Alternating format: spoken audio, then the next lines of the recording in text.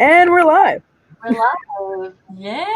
Yay! Well, hi everybody. Thank you for joining. Hi. Just so you guys are aware, today we have a fantastic Q&A with Miss Ariel Willow. Hi. Hello. So I think we're just going to start off by quick going around introducing ourselves. I'm just going to really quick, just regarding Epicedium Paranormal in general. I'm just going to say, so we're a client-based paranormal team. However, our tagline is investigating the unknown, because to us, paranormal isn't just ghosties, it's everything that we're not sure about. So we're all about research and having these types of open discussions where we can learn more. And the paranormal community is all about learning and growing and figuring stuff out. So that's what we're going to do. Yay.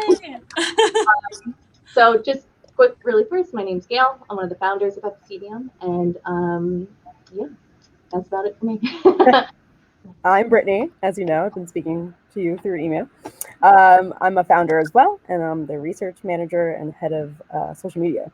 So, yay. Yay. Tim. And my name is Tim. I am one of the newer people on the team.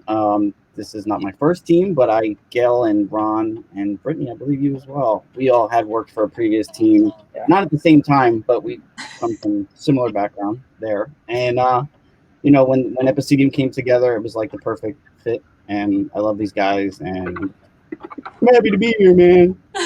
Yay!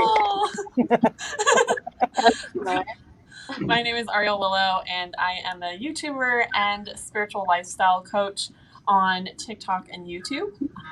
I have been in the paranormal field professionally since about 2015.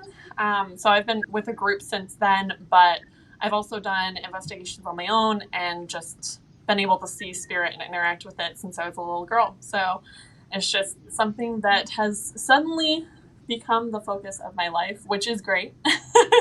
But yeah, I'm happy to be here. Oh, well, thank you so much for joining us. Yes. Yeah, thank you for inviting me. Absolutely. It's super exciting, and we all love your videos on. Oh, thank you. Definitely. I try to make it look like I spend a lot of time on them. I don't. I'm just naturally funny. Well, it shows. I love it. So for anybody who's watching live right now with us, we do have an open comment section. So as we're going through our questions, feel free to shoot one over to us, and Miss Brittany will be fielding them. Well, Miss Brittany. Yes. Thank you, Brittany. I feel like I'm in one of those Brady Bunch, the beginning where I'm just like, right? Yes, this is very Brady Bunch-ish. Yeah. Definitely. It's very similar to that. Yeah.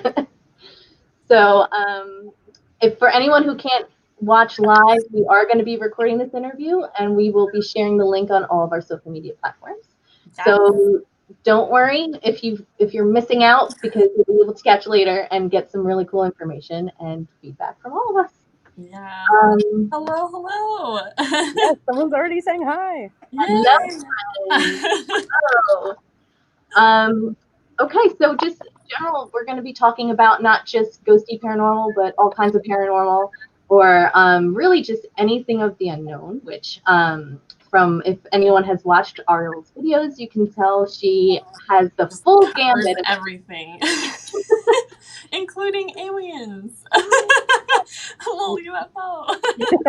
We have a section on questions about spacey stuff, so don't you worry. I'm so honored. I was about to wear my shirt with the little Starry Night sky, like Starry Night by Van Gogh with little aliens in it, but I didn't. I chose the simple shirt. Oh, I mean, both would have been fantastic, but right? It's so adorable. I cannot. It's so cute. It's so cute. Oh, it's so funny. Okay, so we're just going to start with some of the more general questions. Yeah. Throw it out. Which for us is more of the paranormal ghosty type. And first one up is Mr. Tim. All right, Ariel. That Starry Night shirt with aliens, that's awesome, by the way. Right? It's adorable. It's adorable. I love it. I adore it. It's so cute. I saw it at Ross and I was like, I need to go into debt for this shirt. I can't live without it. Love it. Haven't regretted it since. So I guess our first question is in regards to your abilities. How did they start? How did they progress? Could you just give us some insight there? Yeah. So since I was a little girl, I've been seeing things, and obviously as a kid, you don't realize that it's weird because you're a kid. You're just experiencing life however it comes at you. And I didn't realize it was not normal for people to see what I was seeing until there was one day I remember vividly. I was sitting at the kitchen table eating breakfast across from my mom, and I think she was reading a book or something. And I said, "Mom, who are the other people in our house?" And she said, "What? What do you mean?" And I said, "Well, there's a big dark man, and there's a lady in a white dress, and there's Hannah." And she said, "I don't understand what you mean. What do you mean there's other people?" And I said, "Well, they're here right now." And she said, "Where?" And I said, "Well, they're right there." And she said, "Oh, honey, you're just dreaming." And I was like, "But Mom, I'm awake." Like, I was very confused because to me, I was just seeing it, and she obviously wasn't. And years later, when I asked her about it, she said, "To be honest, I didn't know what to say because that's really creepy to hear your kid be like, oh yeah, they're standing right there. Why don't you see them?"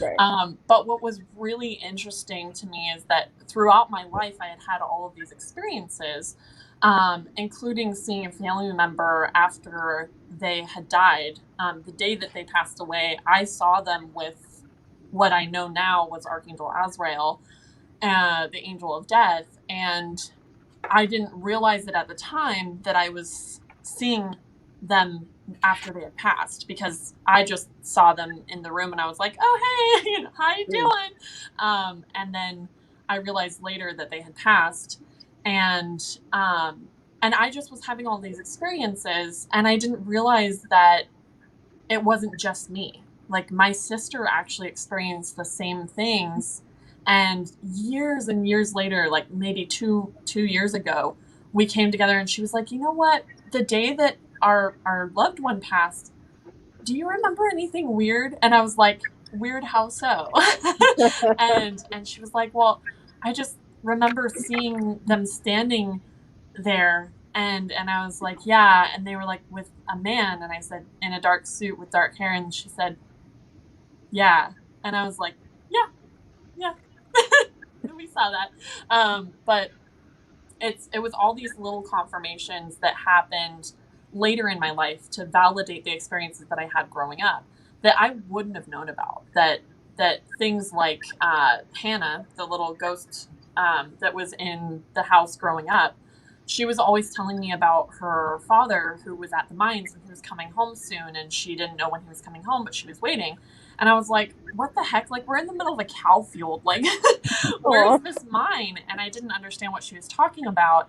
And it was really hard for me to get history on the house because we were renting and the landlord only was able to tell us so much.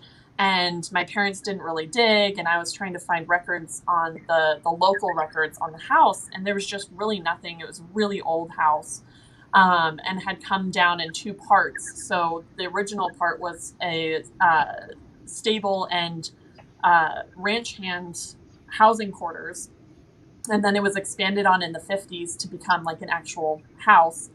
And so there was so much history that was just kind of lost in that experience and that transition that it had. So there was not a lot of clear cut history for the timelines of it.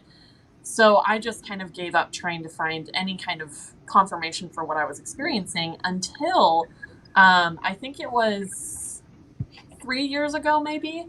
I was visiting with my mom, and I mentioned the little ghost girl, and how she would talk about her dad in the mines. And she said, "Oh, that's really interesting because the house, the original part of the house actually came from Virginia City." And I said, "Excuse me?" And she was like, "Yeah, Virginia City, the mining town up like an hour from here." And I was like, you never thought to tell me this? I was like, I literally thought I was crazy. But that was a huge confirmation for me because I had no idea. I hadn't even been to Virginia City at that point in my life. So there was no connection that I would have had to that area. And it was really, really interesting to get that random confirmation years and years later down the line. Mhm. So it was really That's cool. interesting. She traveled with the house, like Yeah. location. Yeah. That's very cool. Very cool. Love it. Love that. All right. Next question. What went into your decision to share your abilities with the public through your YouTube and TikTok accounts? Oh man. Well, I've always been an oversharer. I share everything, probably too much of my life with the public. Like, I'm the kind of person where you meet me and 5 minutes later and I'm like, do you want me to start with the light trauma or the deep trauma? But I guess part of the biggest reason why I chose to share it was because I felt so incredibly isolated growing up and experiencing what I did and not having anybody else that I could go to ask questions or see that they were having similar things happening to them. And one thing that I've really noticed a lot in not only the spiritual communities, but also with people who experience spirit on a more physical or auditory or whatever level that they do, is that there's a lot of gatekeeping that happens with information. And I'm not really sure why that is. Because in my mind, the more that you share, the more that you can learn, and the more that everybody can grow together. And I think gatekeeping information kind of keeps everybody at these weird levels that people aren't able to get past because they don't have access to information. And then they do what they can, and then people criticize them for how they're dealing with things. So, for example, spirit boards is one subject that comes up a lot for people. And I talk to people about it freely because a lot of people are like, oh, just don't use them. And that's all that they say. Whereas you can actually use them and have really good experiences, but it's just depending on how you use it. And so giving people the experiences that you've had with those things and helping them to use it safely is so much more useful than just saying, oh, don't use it. Because you know what happens when you tell people something to not do something, they're going to want to do it. Yep. So if you give them the tools to use to do it safely, then they either will have the like less of a want to do it, or when they do it, they'll do it safely. So I much rather have it be that I share as much as I can to help people, one, not feel so weird and alone, but two, just feel like they actually have the power to grow in their spiritual practice and in their lives, because the more, like, knowledge is power, right? And the more you know, the more you can grow. And if you don't know a lot, then it's not as exciting because you don't have anywhere to go in your spiritual path. You just are kind of stagnant. So definitely just trying to make people feel a little bit less crazy. Yeah. One piece of information at a time. I love it. Yeah. No, and that, and that's why we love doing these types of conversations, because we're of the same mindset, like that you need to be able to, just in general, not just paranormal world, but people in general, feel safe and comfortable talking about it, because that's the only way you really know how to learn and grow. Right. It's important to be open-minded as well when having these conversations. Because I'll admit, I can say that as a group, when we hear somebody use the Ouija board or something, we're like, hey. Yeah, you're like, oh, why'd you do that, Karen? Like, yeah, absolutely, I get it, and that's it can be scary, and I always tell people because there's so many subjects out there that like Ouija boards or even demons that people hear and they're like, oh, let's distance ourselves from that, instead of actually being like, oh, well, what was your experience with it? Like, going in with curiosity for things that are unknown to you, or that you've maybe had bad experiences with, is so much more beneficial than just shutting yourself off from it. Because what you're doing is like, when you have bad experiences with something, just as a human brain, you naturally create a barrier against it, right? Like, oh, I touched the stove, my hand got hurt, so I'm not going to do that again. So you like put a barrier against that temptation to do that again because you know the outcome. But if you have an outcome with something like a pendulum or a Ouija board, or even getting a reading from someone, you naturally, human wise, just create that barrier in your mind because you've had a bad experience with it, just like we do with dating and life in general. If we have a bad experience with something, we just close it off. And that's why so many people have had paranormal experiences and spiritual gifts when they were growing up, and slowly they deteriorate because you're naturally closing yourself off to something that you're fearful of. Right. And fear is a huge block for people, spiritually and emotionally and everything like that. So the more scared you are of something, the more fear that's created, the less you're going to want to learn about it because you already feel that you know the outcome. And so a lot of people are like, well, how can I open up my abilities? How can I advance, my everything? And I'm just like, you just have to not be afraid to experience things. Like, just knowledge, like get all of the knowledge that you can and information you can about spirit so that you're less afraid of it. And you see it happen all the time in the paranormal fields. When people join a paranormal group and they start having more experiences, they actually become less afraid and start having more experiences because they have less fear going in. Right. It's very true. And I have to say, probably this year in general has, caused a lot of people to go into their bubbles. Yes. And it's very hermit year. It's, some people have taken that and gone with it and taken it to use it as your growth to learn more about themselves. Yes. And then you have the others who kind of, like you said, hermit off and they're in their bubble. And understandably, it's a very fearful, depressing time. And that kind of leads us into our next question for you, which is kind of, how have you seen this year being as filled with such negativity and bad energy as it has been? How have you seen that affect not only you, but like energy in general and your abilities and whatnot?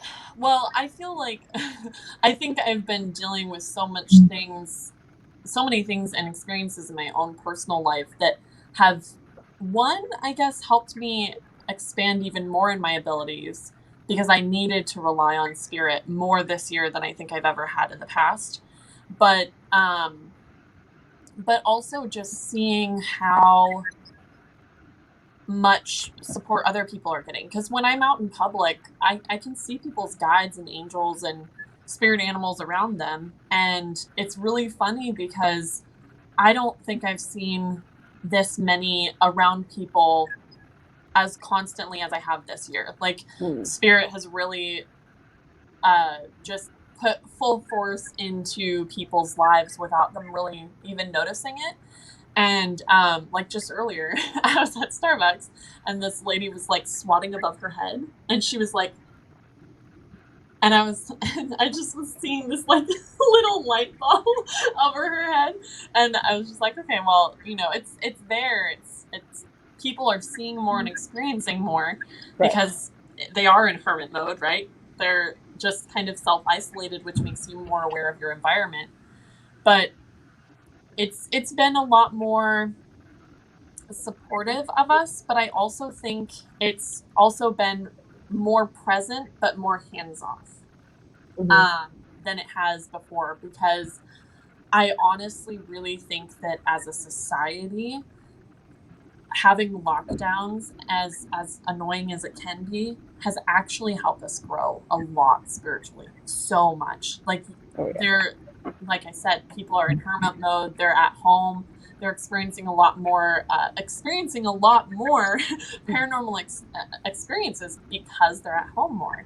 And the things that they wouldn't notice because they would be at work all day are the things that they're noticing now. And they're like, wait, what's going on? Like, it's easy when you're at work all day and then you come home and you hear something fall in your house, being like, oh, I wonder if it was like a small earthquake or something. Whereas when you're at home all day and you have 5 things falling off the wall, you're like, what is going on? Like, what's happening? And it actually causes people to have these spiritual awakenings because they're having a lot more exposure to those things that they wouldn't have had before. Definitely. So, Yeah. Living with cats, I always blame it on them when I hear weird sounds. yes, No. you're like, how are they acting? Are you guys freaking out? So funny. Yeah. But it is comforting knowing that spirit's kind of around us. Yeah. But that actually leads us into our next question, which Tim has for you regarding spirit. Yep. So my next question would be, how would you describe spirit, and why do you think that some spirits stay behind? So, oh wow, this is a loaded question. Okay, so buckle in, kids. So magic school bus, right? So, spirit is a general term. I call it an umbrella term that I use for so many things, because spirit in general is what I call the energy that we all come from, right? Whether you are a creature, a human, an angel, an alien, whatever it is, we all come from spirit or source or the universe or God, however you want to portray it. And the way that I describe it is spirit is something that, because some people are like, well, what's the one true religion? And I'm like, well, that's a loaded question. And I said, well, if you look at this cup from this point of view, what are you seeing? You're seeing part of the label, you're seeing part of this cup, like you're seeing this angle, right? But if someone was to turn it and see it from this point of view, what are you seeing? You're seeing the label on a different side than the other person is, but it's still the same label, it's still the same cup, but you're seeing different parts of that same cup. Just the way that you would see this part of this box, right, from this point of view, but from this point of view, you're not seeing that picture that the other person is seeing, but it's the same box. So that's the way that spirit is. Each religion, each different belief is seeing the same thing from different points of view. So you're seeing different aspects of the same thing, which is why all of the stories are very similar. All of the energies are very similar, but they're all different in the way that people can interpret them from that point of view. So it's why you see a lot of similarities with like the martyr stories and things like that in the Bible and in different cultures, because you're having that same storyline being interpreted in different ways. So spirit in general is an energy. It's not a sentient being, in my opinion. It's just something that we all are, that is the one tiny string that connects everything. And then from there, you have, source beings, incarnated beings. So us as humans would be something that I consider is an incarnated being, because we're separate from source, but we are from source. Whereas angels are source beings, which is just a being that is straight from source. They never actually incarnate into a physical body. They're just straight from that. Spirit guides are things that are beings that have incarnated in physical lifetimes, but they are on an astral level helping us in our physical lives. So all of your spirit guides are actually beings that knew you in past lives. So for example, like a mom that you have in this lifetime who passes over might be a spirit guide for you in the next lifetime as that mom that you had in this lifetime. But the why spirit stays behind is a really good question. And there's a lot of information with this, because we've only gotten half through the information about that. So when you have, I need a visual. Visuals are my friend. Okay. Awesome. And everybody else's friend. Yes. Oh, I'll use pens. Pens are great. Okay. So I love it. So if you have, let's use a bunch of different colors. Okay. So if you have 3 pens, you're the pink pen. We're going to be a pink pen now. Okay. So when you incarnate into your first lifetime, right, you have all of the 3 colors with you. We'll add 4 for spice. Okay. So we have 4 pens. You are 4 pens incarnating into a physical lifetime, right? And when you experience that lifetime, you're experiencing that lifetime as these 4 pens. However, when you cross over, what you do is, like, let's say you have an experience in that lifetime that's traumatic, like you die from getting beheaded. I'm sorry I used that example, but we'll just use that. It's a traumatic thing that your spirit goes through. So what happens is part of your energy is left behind in that experience, which is where like the stone tape theories and stuff like that come from. And then the rest of you incarnates, right? So let's say that you go into another lifetime and you are experiencing it as these 3 pens, and then you have something else, like you have a loving family that you want to remember during that lifetime, so you leave part of your spirit behind, which is the ghost that they interact with, right? So this rest of you can incarnate still, but with these 2 things. So when you go into this lifetime, all of a sudden you start having these weird memories of like being in this lifetime or being in this lifetime. And you're like, where are these memories coming from? So you do past life regression or past life readings or something like that, and you learn about the life where you were a mother and you left behind your spirit. So by acknowledging that, what you're doing is you're pulling that energy back to here. So because it's not really necessary to have it in that timeline anymore, because everybody has passed on, everybody's moved on, right? So that energy can be retrieved. And if you have a past life like this, like let's say it's really traumatic and it has a lot of energy left behind, you can still retrieve that energy to here by doing past life regressions and stuff. But the energetic signature, the stone tape part, is going to be left behind because it's such a traumatic and soaked up event by that area that it's going to just keep repeating that. But the sentient part that would be there is going to be gathered back with your current self. So with that, people are like, well, why am I still interacting with my Grandma Sarah if Grandma Sarah might have reincarnated into a plant already, you know?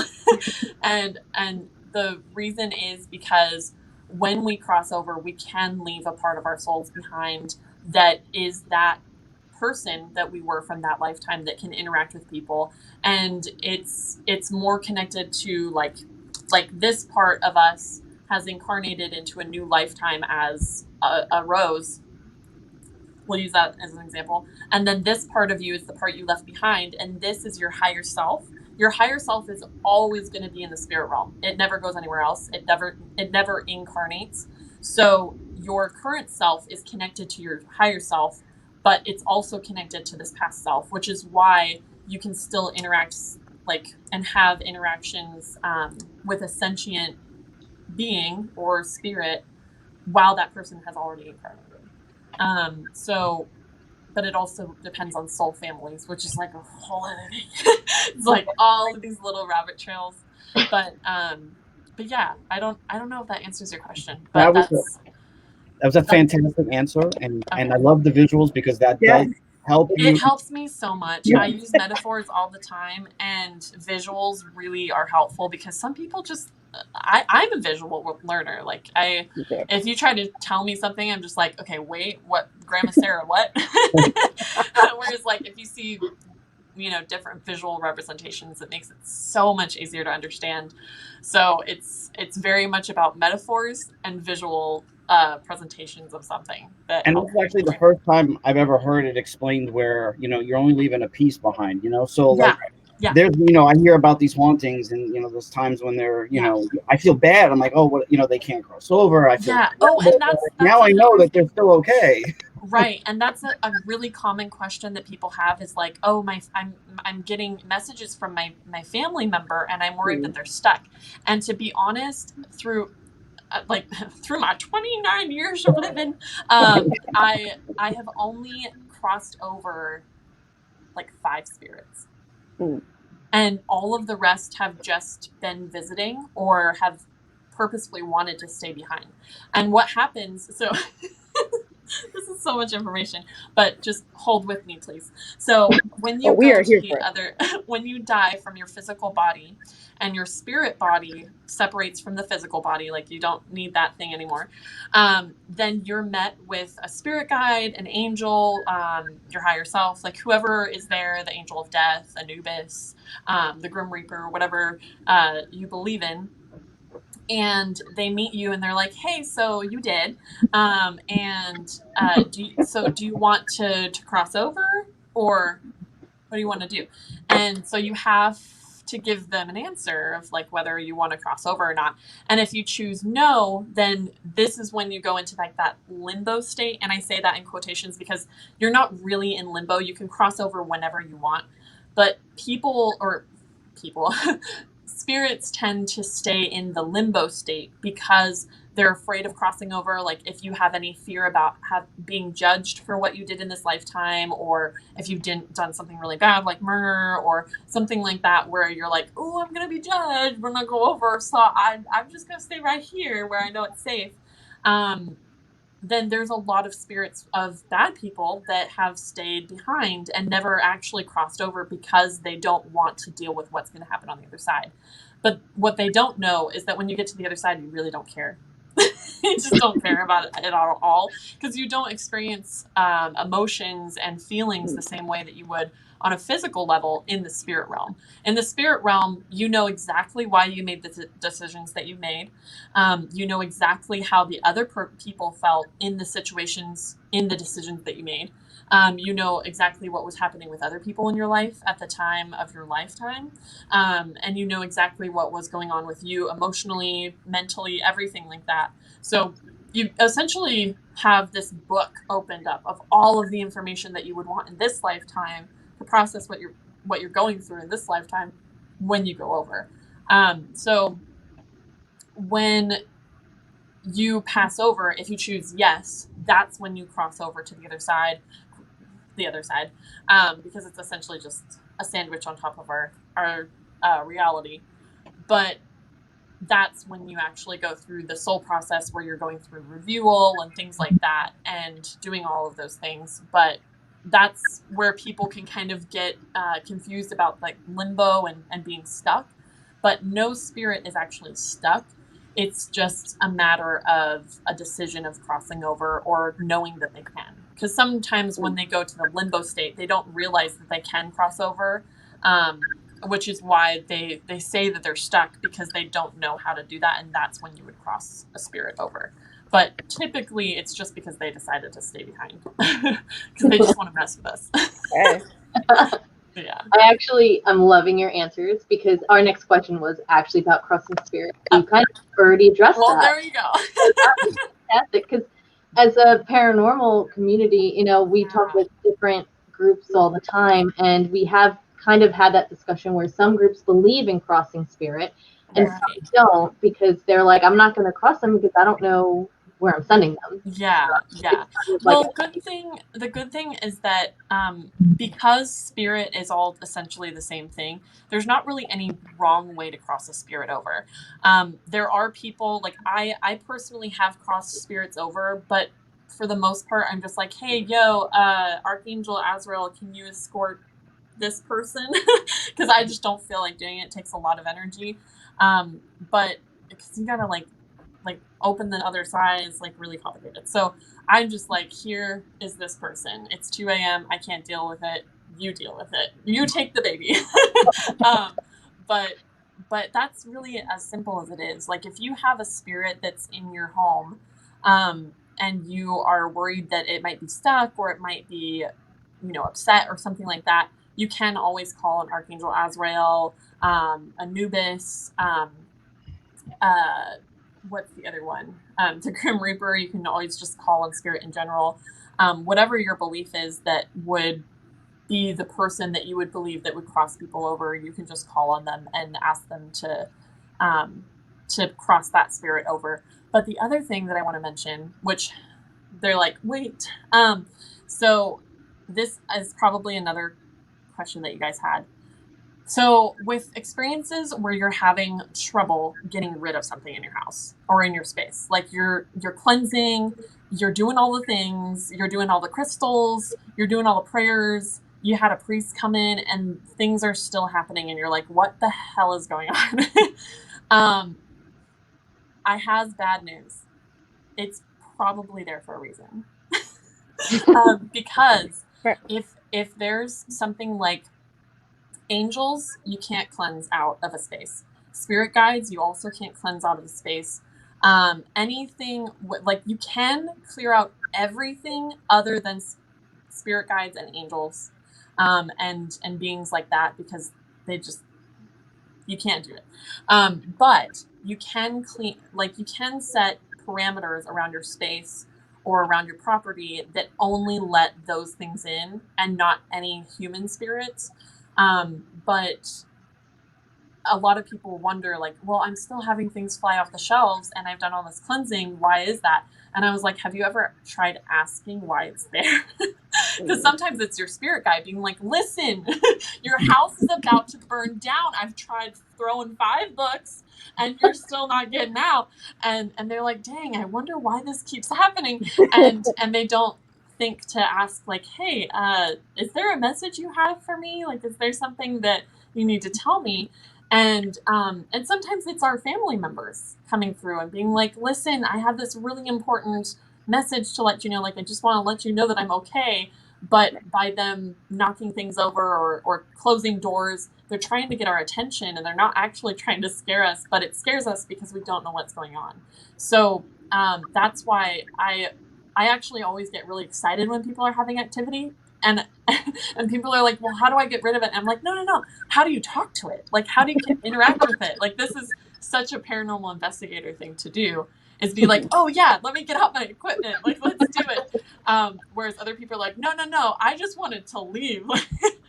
But that also goes into poltergeists, which is completely different.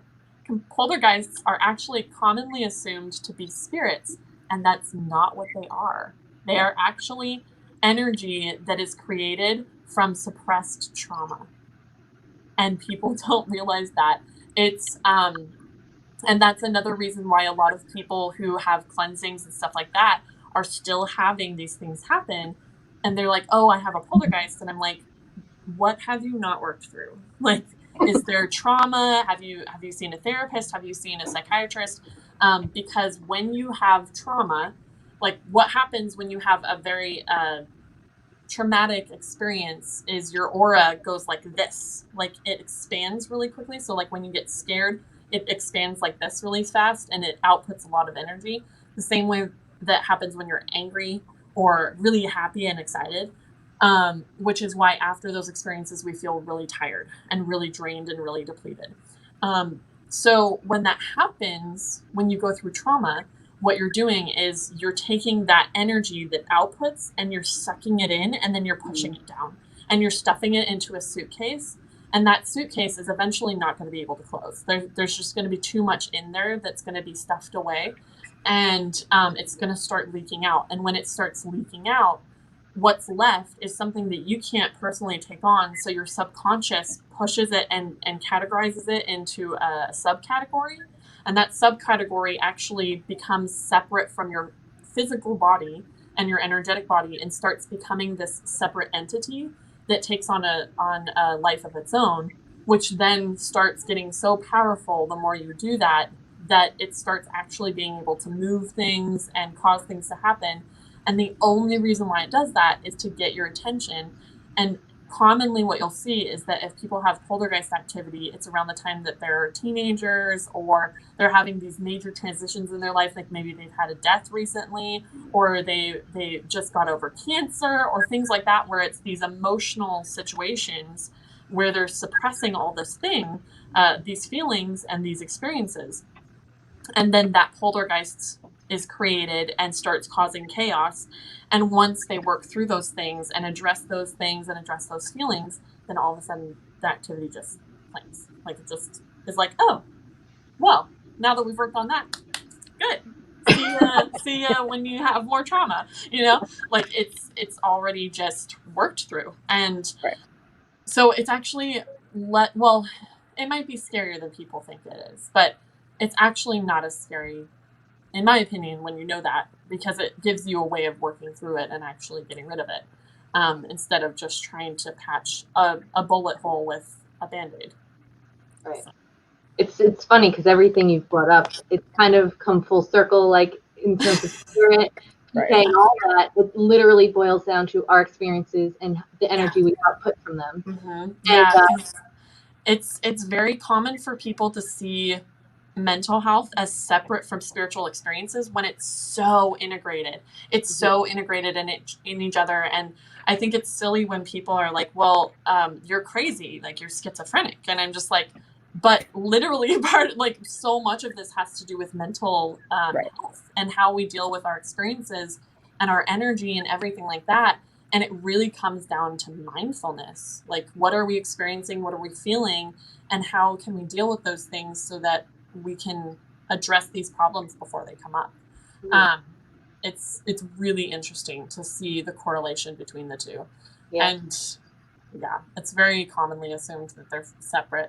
They're not separate. They're the same thing. We actually have a few questions. Yeah, go for it. Came in. So we have 2 from YouTube.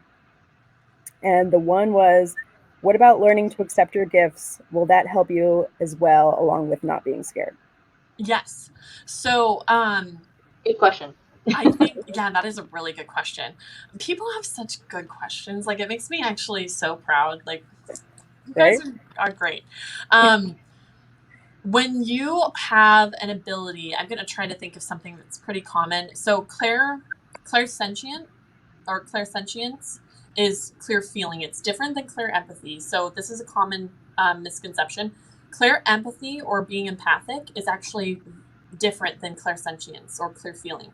So clear empathy is very related to feeling emotions and experiencing the same emotions that someone else is having. So clear empathy is where you are the blue pen and someone else is the turquoise pen.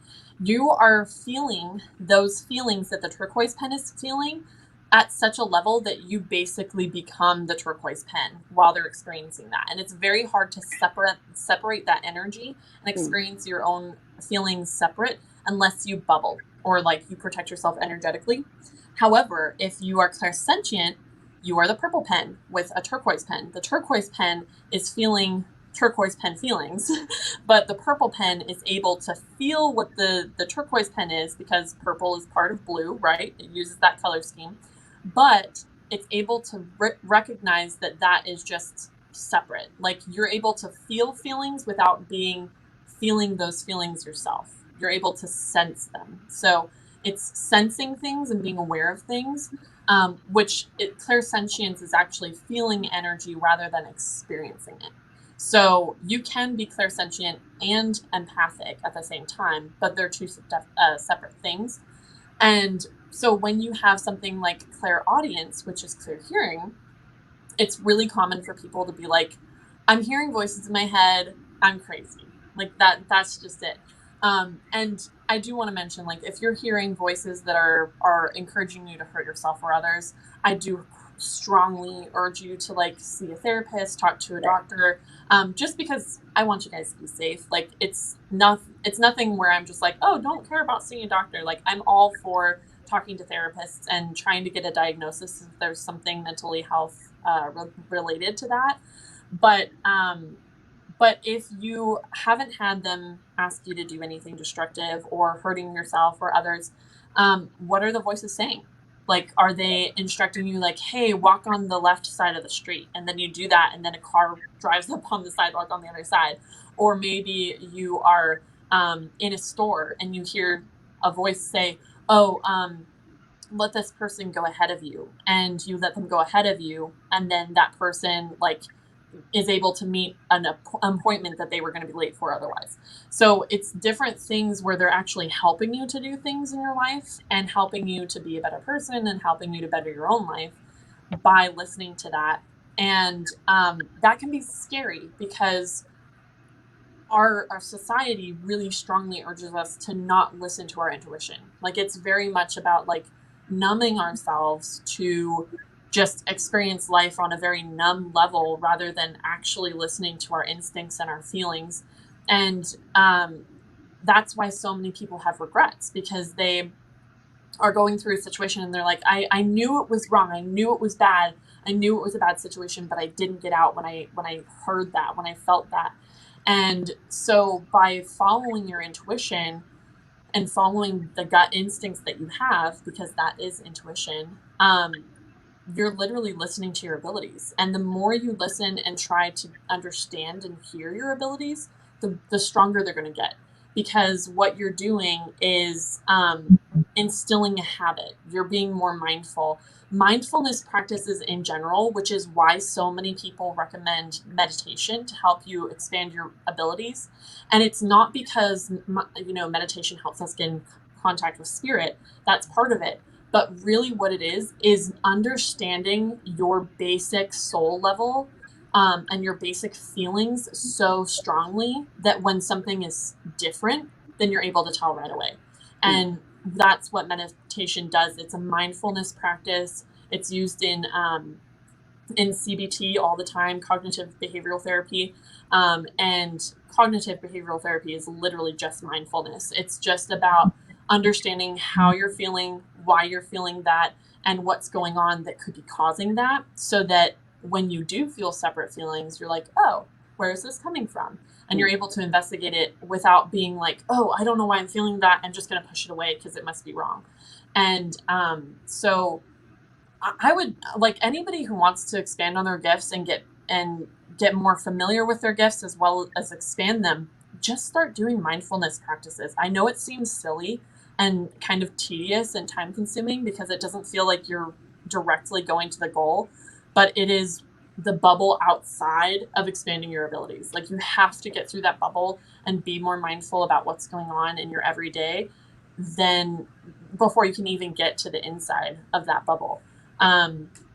People are so shocked when I'm like, oh, Demille is running around the room, and they're like, what are you talking about? And I'm like, well, I can see him out of the corner of my eye running around the room, but people who kind of shut that out might see that, but they don't acknowledge it because they just are like, oh, it's just a floater in my vision, instead of actually trying to figure out what it is. And it's really just about being open to experiencing things that sometimes we just can't explain with logical explanations. I love this. So deep. We go in the deep end. In the rabbit I'm not hole. a shallow swimmer. Give me a deep pool and I'll go in. Like, not even feet first, head first. Like, I love just it. going all the way in.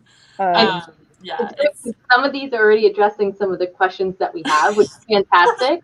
Yeah. And so we're right there with you. We're right there with you, and we want to be here. So it's all good. Give me a diving board. All right. Well, we have another one from YouTube. Do it. Do you believe that you're judged when you pass, or that all is able to count for their sin and be forgiven? This is actually a really good question. So I get so excited about questions.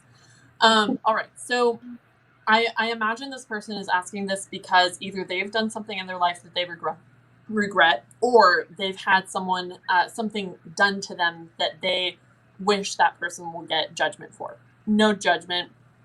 Like, I get you. I got people like that in my life too. I understand. I'm just like, okay, karma, you're taking a really long time. So when you go over, if you have experienced something in your lifetime, like, I'm going to use a really extreme example because that's the easiest and most black and white. If you murdered someone in this lifetime and you pass over and you choose to cross over and not stay in like the limbo state, right?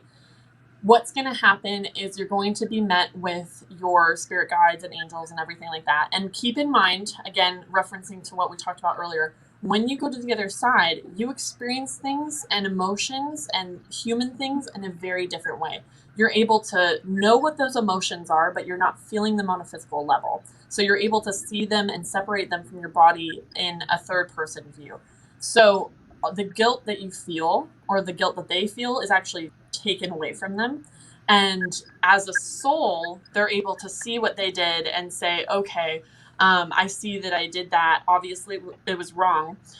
But this also ties into life experiences and why things happen. The saying of like, everything happens for a reason is true. Even bad stuff. Like trauma, in my case, like abusive situations, I actually chose that on a soul level. And a lot of people get confused about this because they're like, okay, hold the phone. Why the hell would I choose to have cancer? I get it. I not on the cancer level. I'm sorry you're going through that, but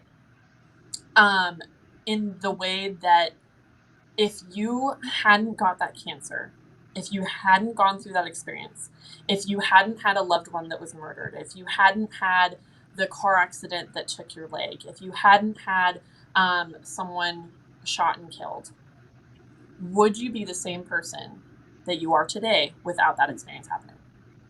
And if you were, would you be able to have experienced and done the things that you have as a person without that experience?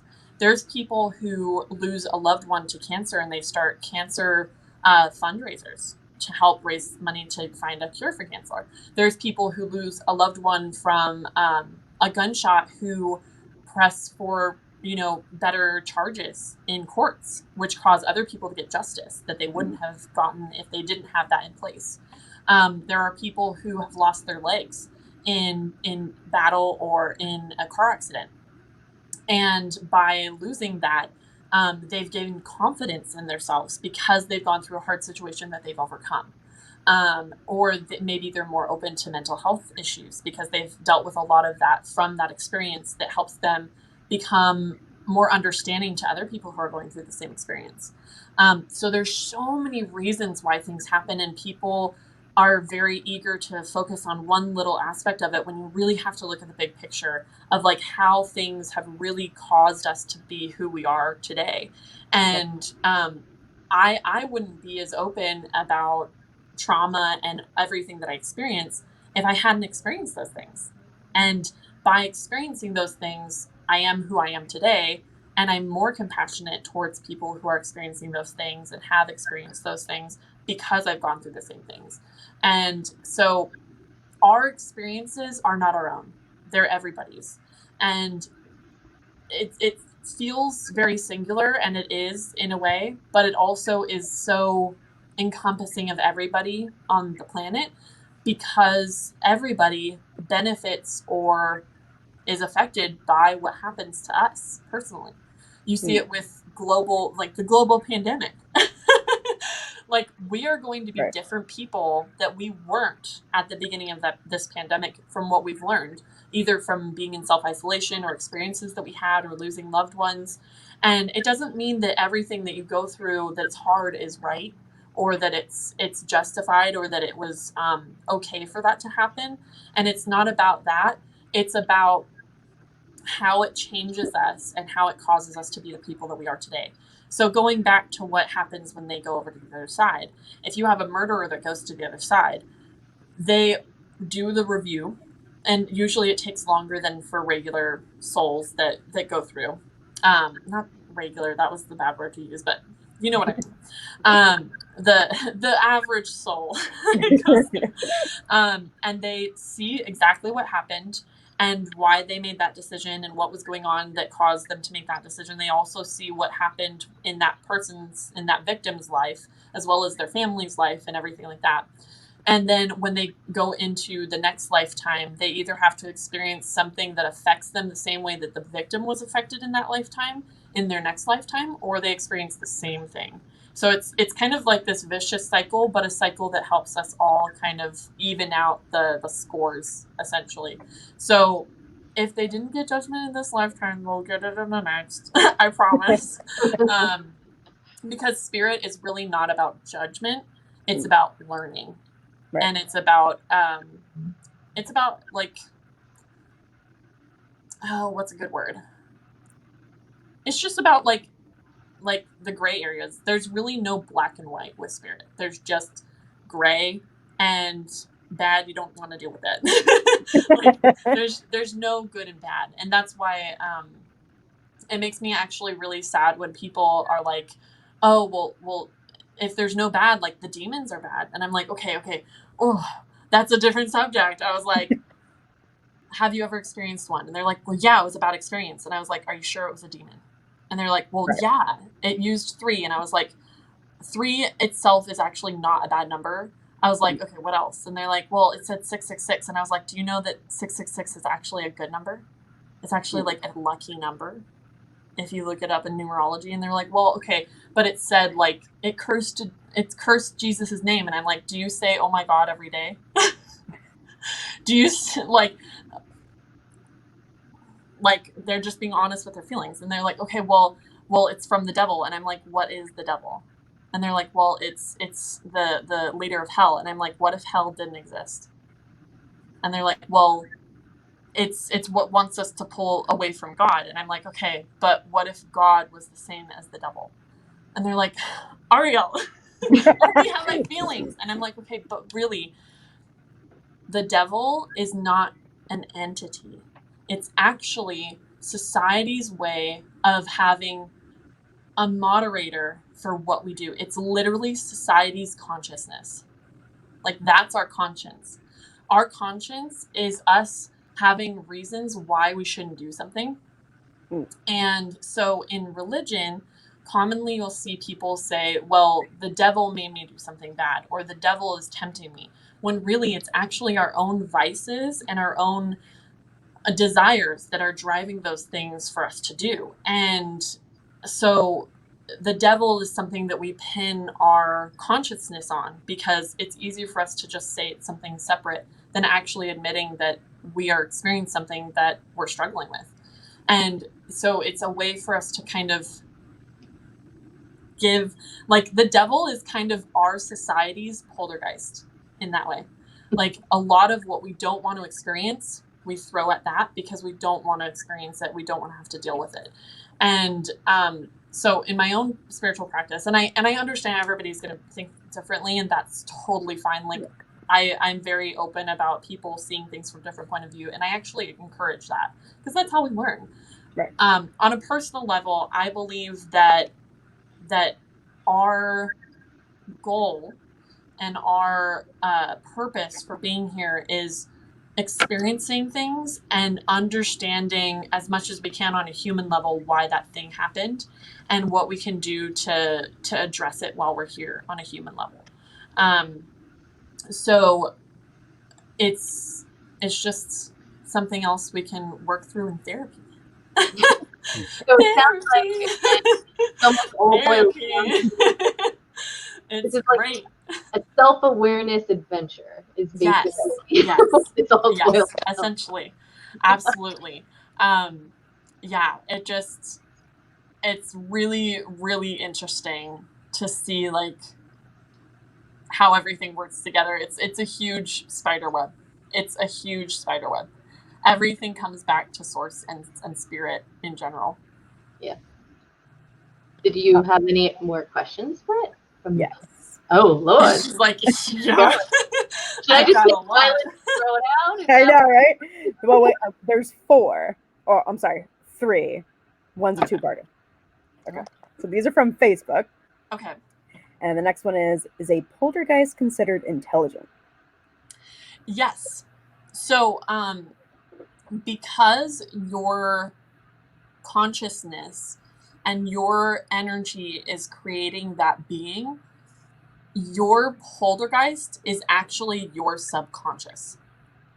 So, which means that it has a consciousness, but a lot of times, people get really confused because if you have like a paranormal investigation, and you're interacting with a poltergeist, it either doesn't answer, or when it does, it's things that you already knew, or things that you knew about but didn't want to admit.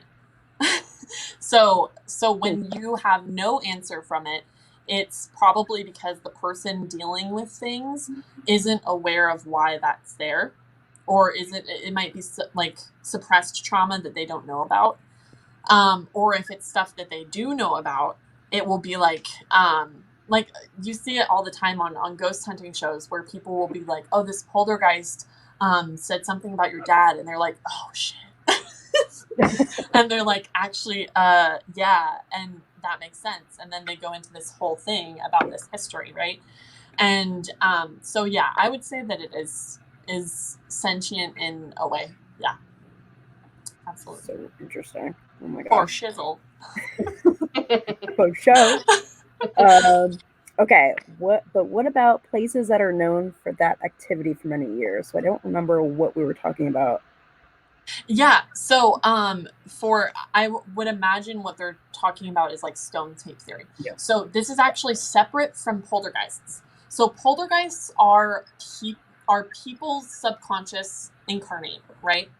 In a way, spiritually incarnated. However, spiritual activity goes into this is so exciting. So I love it. spiritual activity in places like, let's say, an old castle in Ireland, right? That's real fucking old. That's really old.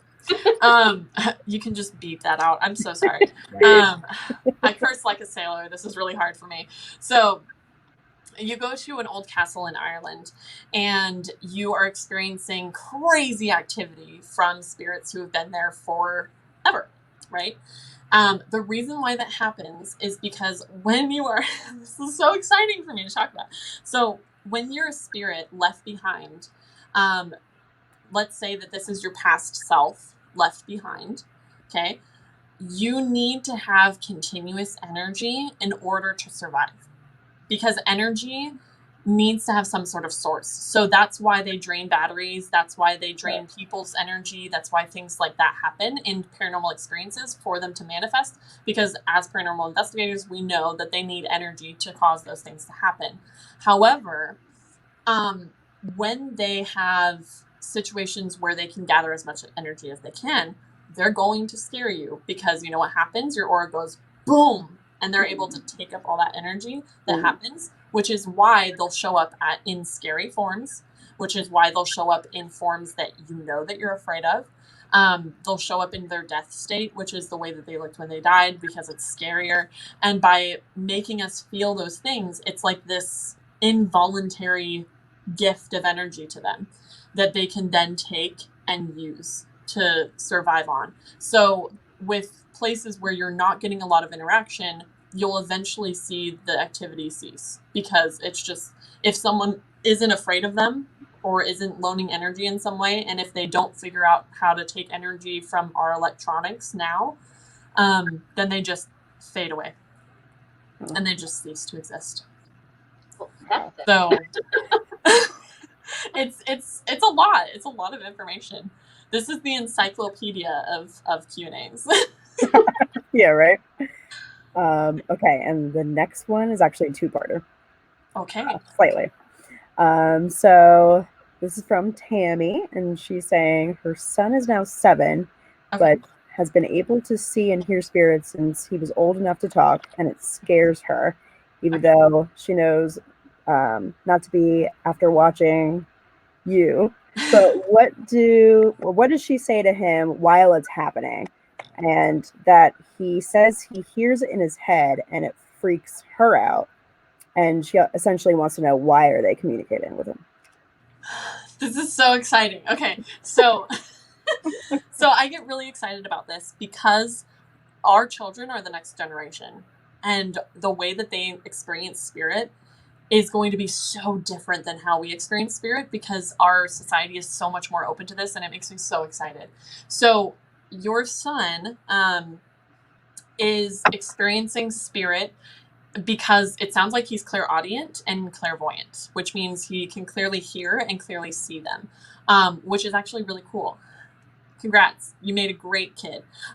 So if he himself is not afraid of them, you probably have no reason to be afraid of them. And the reason is because kids are just by default more open to spirit than we are. They experience more things. They're more in tune with it because they've just recently been born. So they have less of society's standards and expectations on them, and conditioning that causes them to doubt their experiences. So to encourage him to have those experiences and have a good experience, it's really important to establish ways that he can protect himself, and ways that he can get in touch with his spirit guides and angels, and so that he knows that he has things that he can call on if he were to ever get scared.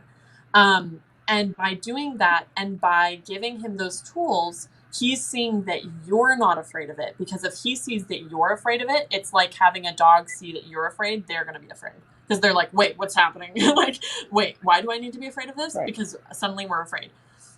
Kids are the same way. If you have a kid that is experiencing something and they say, "Oh, I'm seeing a man standing over there," and you're like, "A man?" And they're like, "Oh, yeah," and you're like, "What does he look like?" And they're like, I don't know, he's big," and you're like, "Oh my God, why is he there?"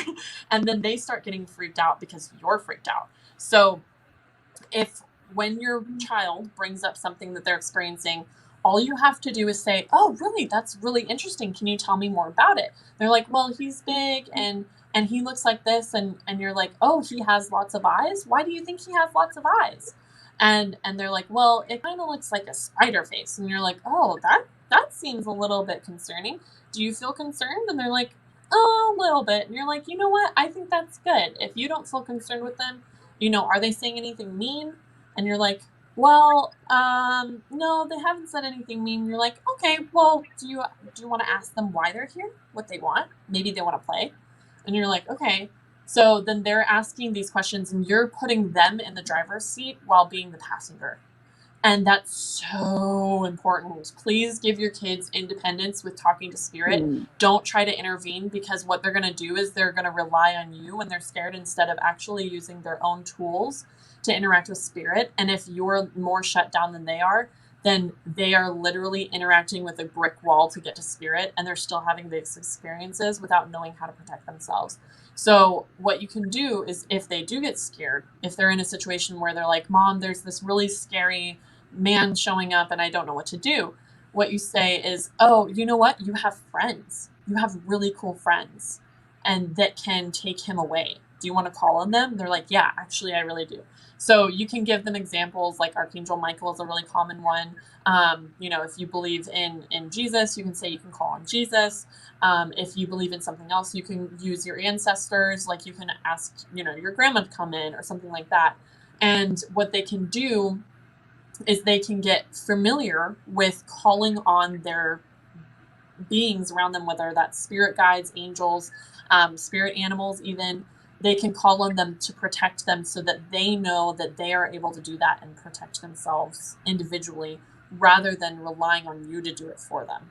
Because if you say, "You know what, I'll handle this because I'm the adult," then what you're going to do is you're going to start saging or doing whatever you want to do to protect them.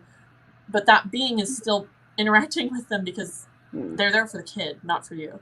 Right. So by giving them the ability to take the driver's seat and be in charge of the situation, you're giving them more confidence, as well as giving you peace of mind, because you don't have to worry about if they wake up at 2 a.m. and have something scary happen. They can say, "Oh, Archangel Michael, can you take this person away?" And usually that will help them. And then that makes them more comfortable interacting with their angels and spirit guides. And then the car self-drives itself. It's great. But you can also give them physical tools that they can use to help remind them that they have friends. So, for example, you can give them a crystal that they have. You don't have to put intention in it or anything, just something pretty that they can hold. Or you can give them a stuffed animal that you can just hold it and say, "I call on her guides and angels, or his guides and angels, to be attached to this bear or this stuffed animal, so that when he calls on you, then, when he takes this and he's scared, then you come in." And that's really all you have to do. It's a very simple project or process, but a lot of us tend to get really scared about relying on our kids to have that independence, because as parents, you want to protect them. They're your kids. And in a physical sense, you need to protect them because they're kind of incapable of doing things. Maybe they can't pour a glass of milk without spilling it. But on a spirit level, they're so much more advanced than we are. And it's actually something that we try to get in the middle of as parents, just as a default, because that's what we're used to on a human level. But on a spirit level, they got this shit. They're really advanced. So yeah, just give him some confidence in reacting and dealing with spirit on his own, and let him talk to you about it if he feels comfortable with it, and take notes if you can. But just try your best, even if it scares you, try your best to not act scared, because it gives him a reason to be scared, and when he might not have to be. Because the big man might be Michael. He's huge. He's 9 feet. So he's big, but he might seem scary because he's big, but he's probably not bad. Other comments and questions from Tammy as well. Just a note, her son is afraid, so I got that wrong. Okay. Okay. And then she's asking, does he just say, Jesus, please take the spirit away when he's scared because he's terrified? Yeah. So what you can do is if he's scared, you can say, you know, do you want us to call on them together? We can do that together. So kind of build his confidence in doing it, because sometimes they get really nervous or like shy about doing it themselves. So what you can do is have a little poem that you say. You can make a little poem to call them in, or you can just say, I call on Archangel Michael to come and protect me because I'm scared. Can you please clear my energy of anything that's negative? Or something really simple. It doesn't have to be complicated. Angels, spirit guides, anything like that come right away when we call it, even if we don't understand or see or feel that they're there. So usually just by having that intention in their head and knowing that they can do that, they'll, like, you can do that and then say, oh, did anybody show up? And if they say, no, I don't know where they are, then you can say, okay, look around the room. Let's see if there's any other beings here that can help us. And then when they do find a being that feels good for them, that's either a spirit guide or an angel, because they're more familiar with that energy than we are. And they can bring those in. And then try to get them comfortable with getting to know them. Like, give them a name. If they don't share their name, give them a name so that they know who to call on. Familiarity is going to be your friend here. It's just having a familiar saying that they can say, or a familiar being that they can interact with.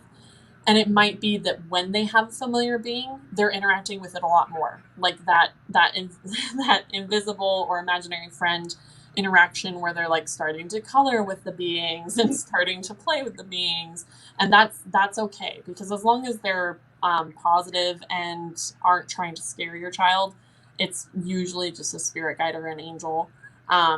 I did used to live with a 4-year-old who would interact with Archangel Gabriel all the time. Like, he would be like making funny faces at her and she'd be laughing and stuff. Mm-hmm. So they do interact with them after they start getting comfortable with them. Because she was scared at first when she was interacting with him. She was like, there's a man in the hallway. And I was like, oh, that's just Gabriel. He's playing with you. And she was like, oh. And then she wasn't afraid because she was like, oh, someone else sees him and like, that's fine. So, familiarity is a good It's all simple, but it makes a lot of sense. Yeah. It's simple, but it seems complicated. Right. All right. Should we jump back into our other questions? Yeah, you know, you were just speaking about angels, so maybe why don't we jump to that line of questioning that we had there. We have a few questions regarding angels in the hierarchy, actually. Okay. So you're down to go down that rabbit hole. Always. Let's follow the buns. Let's do it. So our question was, you've been known to work with angels regularly. How would you describe them? And do you agree with the common understanding of what they are? Yeah. So a lot of people get really confused when I say that I don't believe in God, but I believe in angels, because it's very commonly assumed that they're connected. And if you look at spirit in more of just the source energy sense, it makes sense. If you look at it as one singular thing of like, if you don't believe in God, you don't believe in angels because they're connected, it doesn't make sense, because spirit is just, it's the bottle, right? Like, we're all seeing it from the different points of view. So who's to say that the bottle isn't related to the cup? You know, the cup is just inherently part of the bottle. That's one thing that I commonly get asked. As far as angels go, there's 2 different... Demille, stop. I'm sorry. Okay, so he just is... I'm sorry, he does random things like that. So angels are... They usually come in 2 different forms. They have their form that they typically show us and is commonly associated with angels, which is like the human being with wings, right? Which I've actually never seen them use their wings. disappointment. That's disappointment. But I have seen their wings. I've seen them with wings because they know that that's what we assume. If they showed up in their astral form, we would all be like, get the hell away from me. You've got 20 eyes and 10 legs. I don't want anything to do with it. Because it's just on the astral realm, they don't need to have a familiar, like a human form, because that's just how they are. So it's like dressing up for work. You wouldn't show up to work in your sweatpants and a dirty top. Like, you would go in a nice, suit or something like that. And that's kind of how angels treat us. They're like, oh, we're going to work, so we need to dress up. And so they put on their bodysuits. I've never actually seen an angel in their astral form. I just have never really cared to ask them to show up in that form. But I'm sure it would look cool if they did. With that, that's the common assumed presence of an angel. Different angels will show up in different ways. So, for example, I said Archangel Michael is 9 feet tall. It's true. He's 9 feet tall. Like, he's huge. He doesn't need to be human size. Like, he can show up in all of his glory. So, he's 9 foot tall, super big. Uriel is also very tall. I think he's like 8 feet or something. But then there's angels like Azrael, the angel of death, who's only 6 feet tall. And you're like, why the size difference? Why do you do that? And the reason why is because seeing someone when you cross over who's 9 feet tall might be a little bit intimidating. That's a lot to deal with. Like, you're like, okay, whoa, who the hell are you? Whereas Archangel Azrael purposefully comes across with no wings, usually wears a suit, and it usually appears about 6 feet tall. And I've asked him why, like, why don't you show up as like 10 foot tall when you can? And he was like, because if you saw a 10 foot tall being on the other side when you crossed over, you're already scared because you died. Would you feel comfortable going with me? And I was like, oh, yeah, fair enough. And he was like, so I always show up around the same height that they are, or in a normal height that they're used to being around, because I don't want to scare them. My purpose is to help them and help interact with them and make them feel comfortable as possible and not freak them out to be like running the other way. So typically what you're comfortable with is how they'll show up. And people have said, okay, well, why is Archangel Gabriel sometimes shown as like a woman, right? Because sometimes Archangel Gabriel is seen as a woman, and you're like, what the hell? Or like Archangel Ariel is seen as a man sometimes. I've always seen Gabriel as a man, and I've always seen Ariel as a woman. Maybe I'm biased. I don't know. But one reason why they do that, because I have asked Gabe, like, why do you show up as a woman? He's like, honestly, it's because they're not comfortable with men. Like, if I need to interact with them and they're not comfortable with men, like maybe they've had trauma, I'm not going to go in as a man and have them running away from me. Like, I need to interact with them, so I will interact with them as a woman. Because angels are androgynous. They don't have genders. They appear to us in the way that we're comfortable seeing them. So if you are comfortable with seeing Gabe as a man, then he's going to show up as a man. If you're comfortable with seeing him as a woman, he's going to show up as a woman. But their energy is androgynous. It doesn't show up as male or female. I just categorize them as male and female because that's how they appear to me. But it might be different for everybody. Like, Lucifer might show up as a woman to some people. Like, it really just depends. So I just had the flash of the guy from Rocky Horror Picture Show in my head when you said that. You know what I mean? I actually have never seen that movie. Oh my god. No. I still need to see it. I still only saw The Craft earlier this year.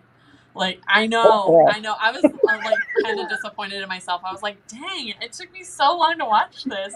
But I grew up in a Christian Baptist household, so that right there just explains that away. So in terms of angels, then, what do you feel is like their actual purpose here on the earth plane when they interact with us? Okay, so one thing that's really funny is that people assume that the angels are like absolutely universal, and they're not. They're not. They're actually only assigned to Earth. Yeah, they're only assigned to Earth. They're only assigned to our human race because, first of all, we babies in the universe. Like, let's just be honest. Like, we babies. So they're like the babysitters of Earth, and mostly because Earth is literally a training ground for our souls, and because of that, we need some assistance because we're a lot less spiritually aware than other galaxies, other universes, other planets that you can incarnate on as a different being. Like if you incarnated as an alien, you're going to have a lot more spiritual understanding than you would as a human. And I'm not really sure exactly why that is. I've never asked them because I think there's a part of me that doesn't want to know. But we just need a little bit of training wheels. So there are training wheels. And another question that people also have about angels that's really common is, well, where did angels come from if there is no God, right? They came because they created themselves. They literally just, as their own consciousness, decided to like come from source to help out when Earth was created into what it was. So they're basically our babies. Yeah. Okay.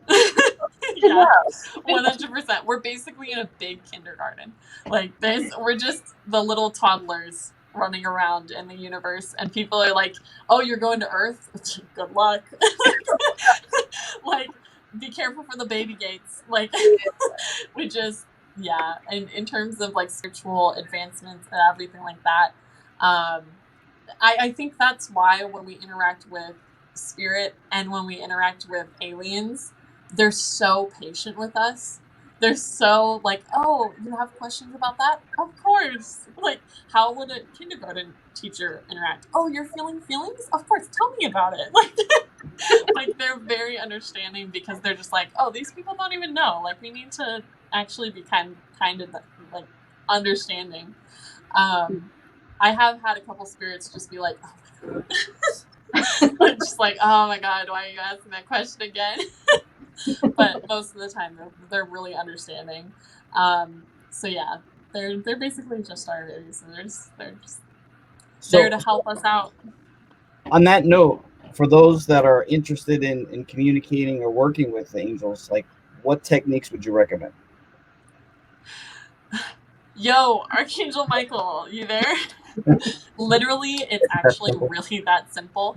I think people, because of stories that you hear in the Bible or stories from people who have had near-death experiences and things like that, we expect this very grandiose experience with angels and spirit in general, I think. And the truth is that 9 times out of 10, probably 99.9% of the time, they're not going to show up in your living room. They're not. Like, they're not going to show up in your living room in a physical form and being like, I am Archangel Gabriel and I have to tell you about your tax returns are due. You know, they're not going to do that because, one, it would be scary as hell. Their energy is very, very intense. And so typically they're not going to show up that way unless something crazy major is happening and they're like, you need to get out because there's a meteor coming. Like, they're not going to do that. And so when we call on them through prayer, through intention, or just by saying, you know, I call on Archangel Michael to help me, you know, through this situation, they'll be there, but they tone down their energy a lot because energy, just the way that you would feel the hairs on the back of your neck go up when you feel something that might be negative, the same thing happens with angels. Like, you might feel that rush of energy and that might scare you and shut down your abilities. So when you call on something and something comes in, instead of being scared, just be like, oh, okay, they're here. Like, it's just going to be this more comforted feeling that you're going to feel when they're around. And some people aren't going to feel them. Some people are just going to feel like there's no change, but that doesn't mean that they're not there. It might just mean that your abilities are still in the beginning stages of being open and receptive. So you have to look at it as we're sponges, right? We're all sponges, and sometimes when we get scared, we soak up water. And if you are already full of water as a sponge, you can't feel extra water trying to come in. Like any water around you is going to feel the same as the water inside you. So by getting rid of that water that's in the sponge, like that conditioning that society has for us, we're able to be more aware of all that new water around us, the fresh water that's not dirty and things like that, so that we're able to actually feel when angels and spirits and things like that come in. Because the more you open yourself to your spiritual experiences and your gifts, the more you're going to notice and the more you're going to experience. I get Brittany's face. Like, okay, like too much for my little preschool baby earthling brain. Like, honestly, when people get really confused about these things, I'm like, honestly, I get it. Like, half of the time I'm just, when I'm interacting with spirit, like when I was first talking to them about these things, I didn't understand it. Like, they were telling me all these things and I was just like, talk to me like I'm 5. Because I have no idea what you're saying. And they're like, okay. And then eventually down the line, I would be like sitting there at 2 a.m. and I'd be like, oh, duh. So it takes time. It's a lot of information. It's like literally trying to learn the existence of life in one sitting. It's, you can't eat the whole chocolate cake at once. You're gonna get sick. You got to do it in doses, thin slices. I love it. Great. It's true. Is it my turn now? If you want. Where are we in the questions? Yeah, okay. So it is your question, but I can ask if you like, because I know you're also checking the public questions. Oh yeah, there actually haven't been any, but just to put that out there, if anyone else wants to submit a question, go right ahead. Okay. I'm monitoring that. All right. So some religions believe in hierarchy. Wow, can't say that word. Of angels, in which archangels are actually in the lower order. Have you worked with any other angelic entities such as seraphim, dominions, or thrones? Yes. So I haven't worked with anything other than the seraphim as far as like the higher levels go. Honestly, I think if I experienced anything stronger than a seraphim, I'd probably poop my pants. Like they're really intense energy. I would compare in the hierarchy of universal energies, I would actually say star beings have a very high energy, but seraphim is like just a smidge above that. And I remember the first time I experienced seraphim energy, I was in a car with my friend, and I literally just spontaneously started crying because I didn't know how to process the energy that was around the car, and that was them toning it down. I remember being terrified, but not knowing why. And I think it's because I had never felt energy like that. And I was like, whatever this is very powerful. The way that it portrayed itself to me was a completely white being with no arms, but where the arms should be was wings.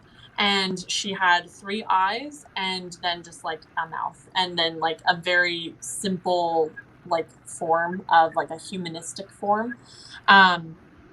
And that's obviously not their true form. That's the form that they take on to help us feel comfortable, which you got 3 eyes. Like, like that's as comfortable as we're going to get. So they're usually not going to show up in their astral form because when they do, there's even more energy involved. And usually we can't handle that energy. So that I think is the highest thing that I've experienced, but it's kind of hard to do hierarchies because essentially all of them do the same thing, and really the real reason why we usually call on archangels and stuff like that is because we associate them with being good, and by being good we put them at a notch higher than other things, whereas spirit guides can usually do the same things as angels, but they're just seen as lower because they're not as well known as something that can help us. So with angels, in energetic levels, because that's really what we're talking about. In strength of energy, I would say it's us, animals, because if you're going to try to fight me on that, I will fight you. It's us, animals. We're about the same level as human spirits. Then there's spirit guides. There's elementals. So like elementals, creatures, gargoyles, gnomes, fairies, things like that. Yes, unicorns exist. That's a thing. Spirit guides, angels, like guardian angels, archangels, star beings, and then seraphim. As far as like the beings that I've interacted with, gods and goddesses would probably fall in the same realm energetically as between guardian angels and archangels, I would say. But that's just energetic levels of what it feels like. Because a lot of people are like, well, how do you know that they're there, or what it is when you tune into something and you can't see it physically? Like if I go into a dark room and there's beings in there, I'm not going to be able to see them without lights on. Like that's just the way that I see them. And so if I go into a dark room and there's a star being, a spirit guide, and an angel there, I'm going to go in and I'm going to feel the energy. It's kind of like echolocation, and different vibrations will send off different patterns. So for like angels, it's going to be like this. And for star beings, it's going to be like this. And for seraphim, it's going to be like this. So it's like different vibrations that you feel, and that helps you to identify those beings. So someone just getting started with spirituality and just getting comfortable with their gifts might not be able to identify those different vibrations, those different energies. But that's why the EMF detectors like go off at a certain level, like because higher beings are going to set it all the way to the end, whereas like human spirits might notch it up a little bit, you know? Mm-hmm. Makes sense. Yeah, that does so make that you did bring up star beings, which is a good segue to our safety question for you. Aliens! So you actually refer to yourself as a starseed. So Yes. could you kind of explain that a little bit and explain how that relates to us? Yeah, so starseeds, which a lot of people are like, oh, well, I'm a star being, and I'm like, okay, so not quite. Star beings is the term that I use to describe aliens, because aliens actually is seen as a derogatory term in terms of working with them. Extraterrestrials and star beings is usually the term that they prefer, but I call them aliens because it's like a term of endearment to me. So most people that I interact with, I just call them aliens because that helps people understand what I'm talking about. But in my own personal practice, and usually when I'm talking about them, I'll just refer to them as star beings because that's how I interact with them. But starseed is a soul that has had different lifetimes on different planets and different galaxies. So someone who had their first incarnation from spirit as a physical entity on a different planet would be considered a starseed. And a lot of people are like, well, we're all technically stardust, so doesn't that mean that we're all starseeds? And yes and no. We're all technically stardust, that's true. But we don't all have lifetimes on different planets. Some people have only ever had physical existence on Earth, and those are what I call Earthlings because their energy, depending on the person and how many lifetimes they've had on Earth compared to other planets and stuff, their energy feels different. So people who have all Earth times, like Earth lifetimes, will feel very grounded. They'll be a lot more calm, and they tend to just be very go with the flow people, like super chill. Like they're just really, really chill because they've been here 1,000 times and they know how to do shit. People who are starseeds might not understand society's norms as well. They might be really confused by things like money and why we have those things, because on other planets they don't have those things. They can be really scared of normal things like pregnancy and stuff like that. They're like, what the hell are you talking about? Like we do that separate from the body, not in the body. So different things, like I remember growing up, I was like so upset about math because I was like, Mom, I don't understand. Like, this doesn't make any sense. I never had to do this before. And she was like, yeah, because you're just learning it now. And I was like, no, I've never had to do this before. Like, I don't understand it. Or like even pregnancy, like, oh, it scared me like so bad. I was like, what are you talking about? Like, that's so scary. And it never made sense to me until I talked to a couple star beings, and they were like, oh yeah, we don't have money. Like, that's just not something that we do. We like exchange energy, we exchange things.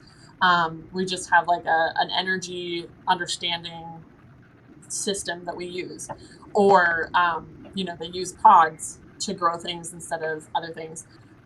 Same with like concepts like same-sex marriage and things like that. Like, not to get political, but that's something that on other planets is just, it's not weird, because most of the star beings are androgynous.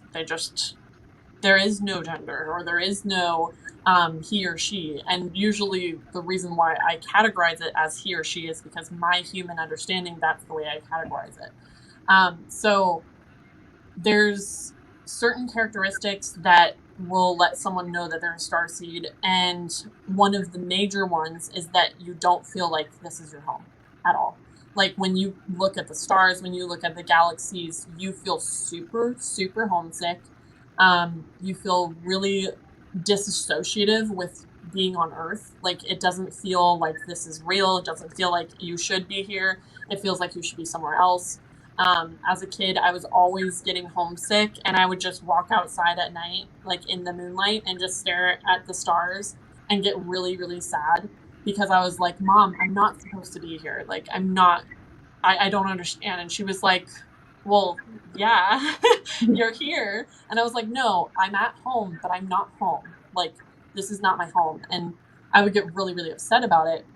And it wasn't until I had an experience with a star being channeler who actually confirmed a lot of things for me that I had always kind of known growing up, but never had confirmation for. So things like feeling homesick, I would always naturally look at the constellation of Orion because it was just where I felt drawn to. Like, I was always able to find it in the sky, no matter what time of year it was. Like, I was always able to know where it was. And I just never thought anything of it. I just thought, oh, well, it's a nice constellation. Like, it's nice, it's recognizable. And when I went to the channeler, it was actually really funny. I actually kind of feel bad about this. If she's watching, I'm so sorry. But when I first went to her to have that experience, I was standing there and I didn't know what to expect because I had only channeled myself, but I hadn't experienced other people channeling. And she started like chanting, and I was like, oh, shit. I was like, what is going on? Like, is she okay?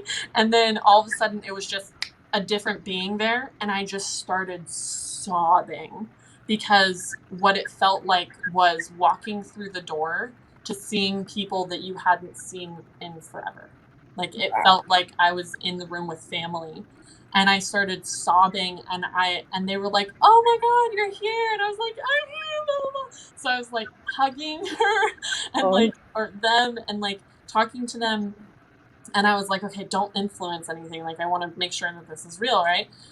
And so I said, I'm so sorry. Like, I just, I feel so emotional because I feel like I haven't seen you in forever. And they were like, yeah, it's been a really long time. And they said, but I'm glad that you're here. And they said, yes, your assumption is true. Like, you are from Orion. You're from that system. I didn't tell her anything like that before I got in there. And she just told me all of the roots of my starseed lifetimes, and it all made sense. But it was confirmation for me that, like, I wasn't crazy. Because when I first started seeing aliens, I was like, okay, this is the crazy point. Like, this is the crazy point. This is where I stop being like that cool spiritual girl and start being the crazy lunatic. And I didn't tell anybody about seeing aliens for a while because I was just like, yeah, I'm that alien girl. Because as soon as you start talking about that, people are like, oh, And then they just are like, no, everything you say from here on out is like invalidated in my mind. But if you believe in human spirits, it's really not that far-fetched to believe in aliens. And going into aliens, a lot of people wonder, like, well, why haven't we seen them physically? Why haven't they come here? And I was like, they have. And they're like, okay, well, why don't they come visit us more often? And I was like, have you seen the way our government acts with, like, unidentified ships? Like, like I did sit down with a Gray at some point a couple of years ago, because my brother was like, oh, well, ask them why they haven't shown up. And I said, why haven't you shown up? And they went, you don't know the answer to that question? They were like, because we'll get shot out of the sky. They were like, if you had people shooting at you all the time when you came in, you probably would stop going there. And so they usually come in astral form because it's just safer for them. That's really one of the only ways that they can interact with us without being attacked. And there are ones, like physical ones on the planet, but you're not going to hear about that right now because, you know, secret. It's secret. Don't come for me, FBI. I swear. I'm not doing anything else wrong. I pay my taxes and everything. But yeah, I mean, it's just our society, I think, is getting close to being ready. Like earlier in 2020, I actually predicted us having a breakthrough as far as like knowing about that stuff. Back from 2017, I was talking to Star Beings on a live stream, and Austin asked when is my brother, he asked, when are we going to experience like having a breakthrough in understanding of that? And I said, 2020. Like they told me 2020, I told him 2020. And sure enough, they released all these videos from the Pentagon that were like, oh, hey, look, UFOs. And everybody was just like, oh, yeah, global pandemic. Like, we couldn't process it because we're already dealing with, like, our lives being turned upside down. Right. And actually, that's good. It was a way for us to kind of integrate that without freaking people out because we had too much we were dealing with at the time. So it's probably good timing. Like, quick, release the tapes. People are distracted. We actually have a question that came in from YouTube from Luca, and his question is, are there good or bad aliens? Yes. So just like there are good and bad people, there are good and bad aliens. Yes, abduction is real. That's a whole other rabbit trail. But abduction can happen from both good and bad aliens. And the interactions will be different depending on what it is.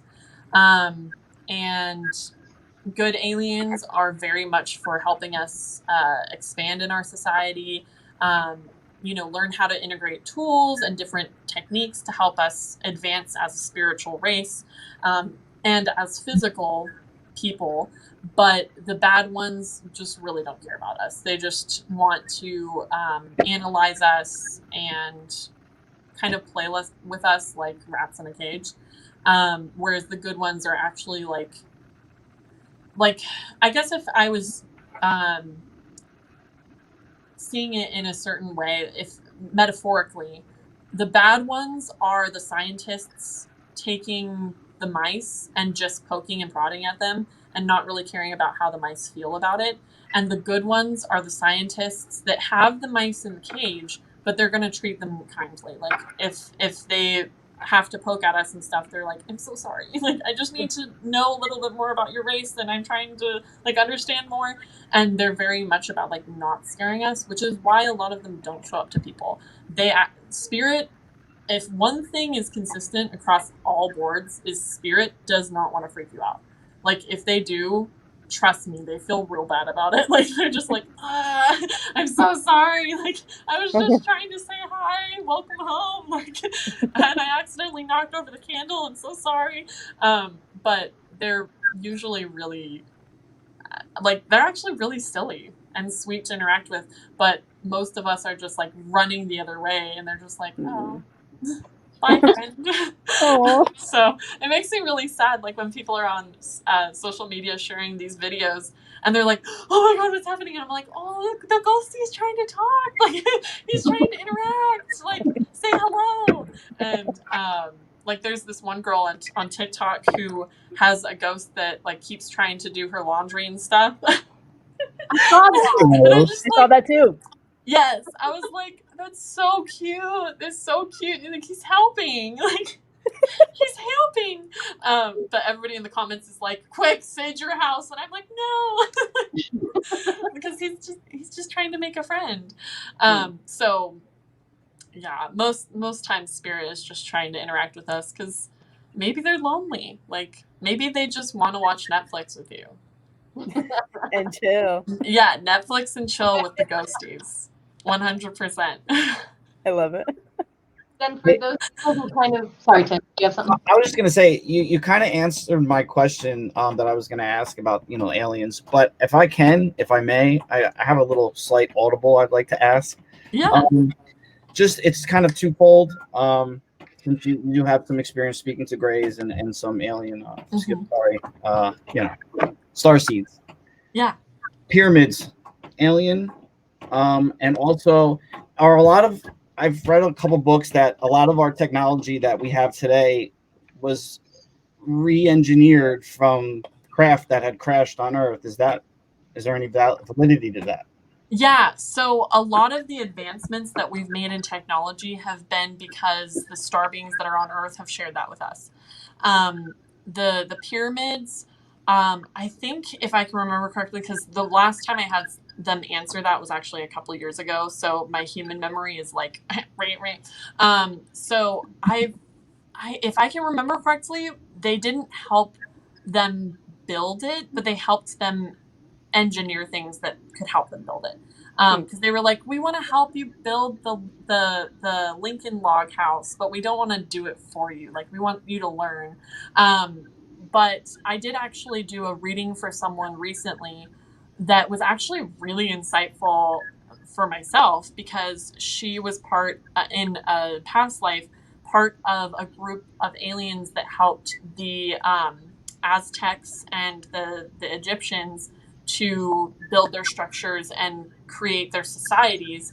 And she was part of the team of the Galactic Council that helped build that, which that goes into something else. The Galactic Council is something that a lot of people ask about, which it's literally just a group of one being from every single system, every single planet, every single thing like that, that represents those different things and all collaborate with what's going on.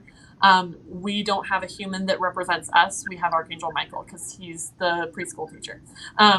So we can't be responsible for being in the Galactic Council.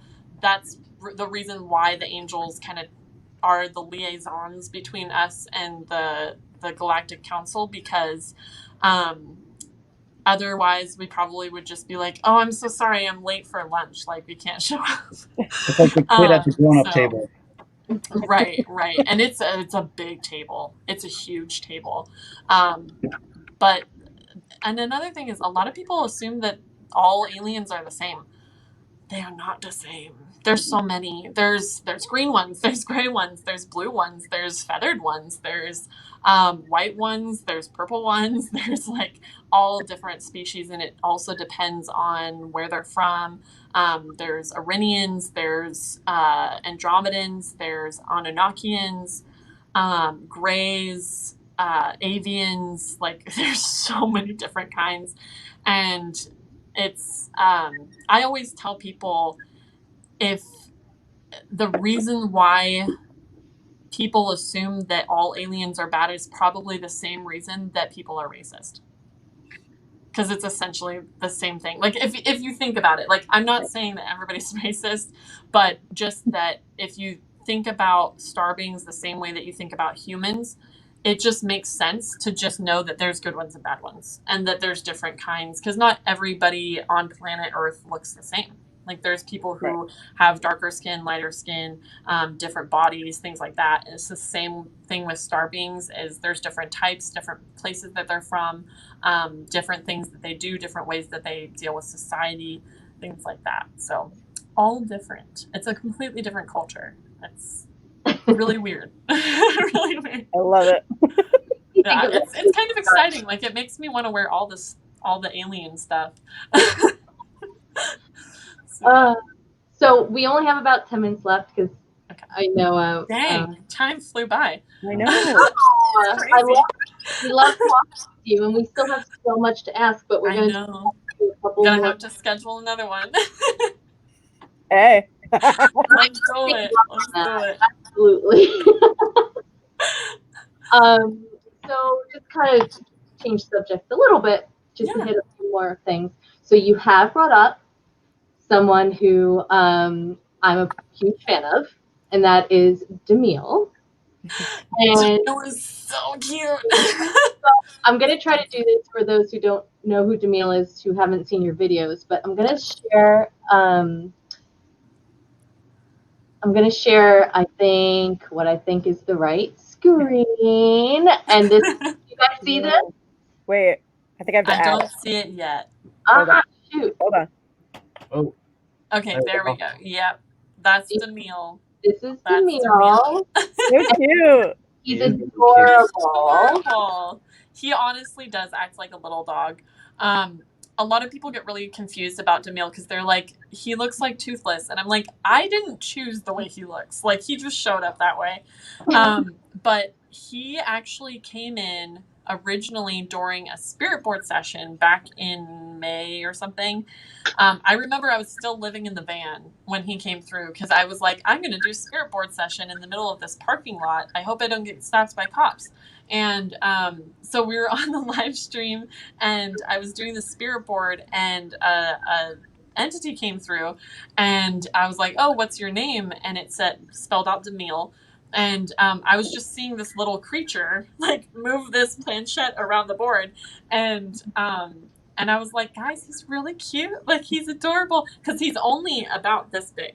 Like, he's really small. And he has just never left. Like, he came in and he just never left. And he is just always around me. He's kind of like a little dog. Like, he sleeps next to me in bed.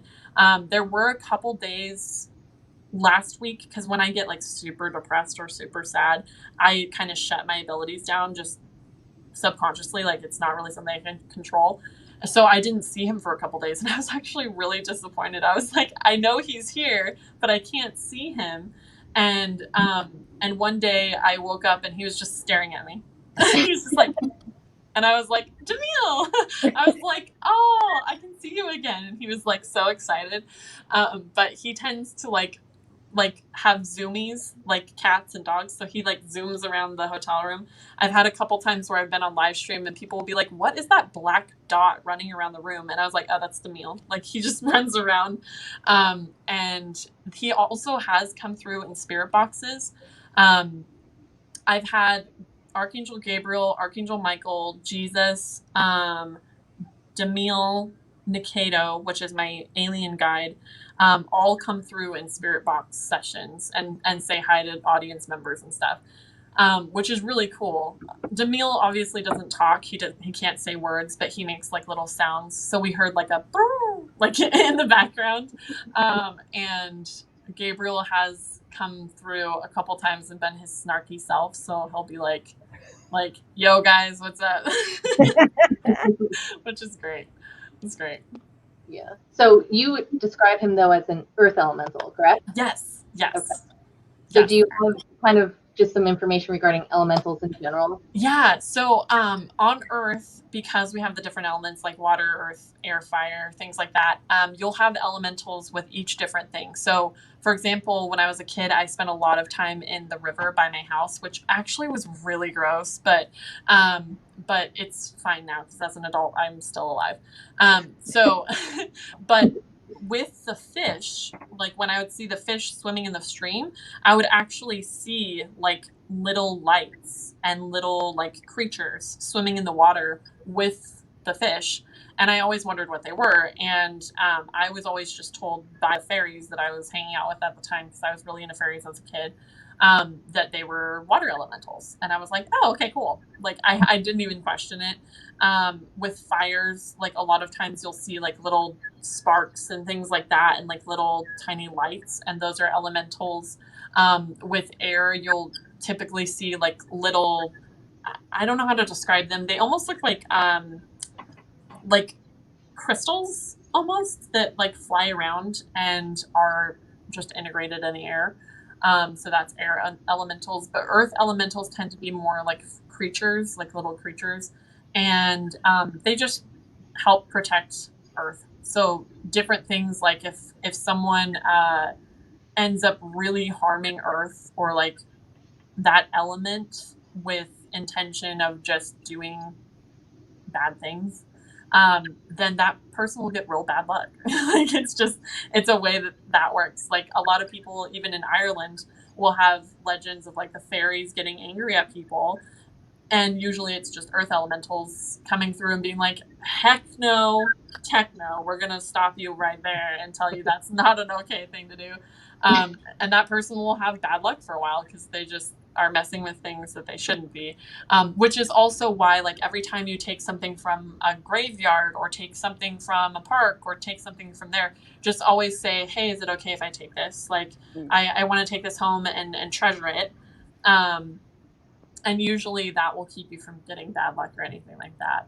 So when you take things from graveyards, just be like, I really want to take this stone so that I can remember our interaction. And that way it's okay to take it. The spirit isn't going to follow you home.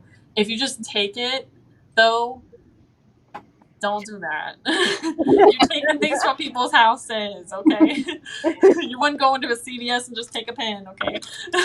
You got to ask first. So, yeah. Gotcha. Brittany, before we kind of wrap up a little bit, did you have anything on your end? No, there were no other questions that came through. Cool. So what we like to do to kind of finish up our discussions is we like to ask the same question of everyone, which is something that we refer to, well, I can't really say it because it got flagged on YouTube last time, but it's shizzle moment. So that's a moment a lot of investigators have where, like, okay, you think you know what's going on, but then something happens and you're like, oh shizzle, this is real. Oh, yeah. Right? Okay. So have you ever had a moment that stands out to you where you're like, oh my God? I have definitely had an oh shizzle moment. So that moment, I'm sure you guys are familiar with Virginia City and the Washoe Club. If you're not, where have you been?